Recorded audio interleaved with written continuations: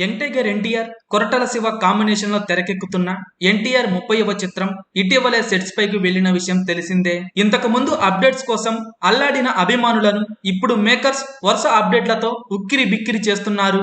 సినిమాకు సంబంధించిన ఒక్కో టెక్నీషియన్ ని పరిచయం చేస్తున్నారు. ఇక ఫ్యాన్స్ మాత్రమే కాదు, ప్రేక్షకులు కూడా ఊహించని విధంగా ఈ ప్రాజెక్ట్ కి జాహ్నవి కపూర్ ని సెలెక్ట్ చేశారు. ముందుగా ఆలియా భట్ ని అనుకున్న ఈ ప్రాజెక్ట్ లోకి ఫైనల్ గా జాహ్నవి వచ్చేసింది. ఆమెకు దాదాపుగా ఈ సినిమా కోసం 3 కోట్లకు పైగా రెమ్యునేషన్ ని మేకర్స్ ఇవ్వబోతున్నారట.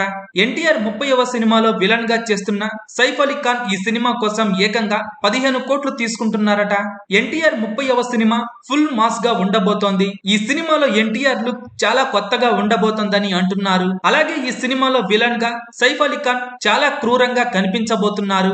ఈ సినిమాలో ఎన్టీఆర్, సైఫ్ అలీ ఖాన్ మధ్య భారీ యాక్షన్ సీక్వెన్స్ ఉండబోతోంది. ఇవి ఖచ్చితంగా ఎన్టీఆర్ అభిమానులను అలరిస్తాయని మేకర్స్ అంటున్నారు. ఏప్రిల్ 5, 2024న వరల్డ్ వైడ్ గా భారీ ఎత్తున రిలీజ్ చేయబోతున్నారు.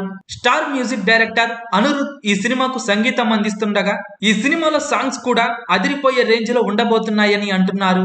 యంగ్ టైగర్ ఎన్టీఆర్ హీరోగా నటిస్తున్న ఎన్టీఆర్ 30వ సినిమా ఎలా ఉండబోతోందని మీరు అనుకుంటున్నారో కింద కామెంట్స్ రూపంలో తెలియజేయండి.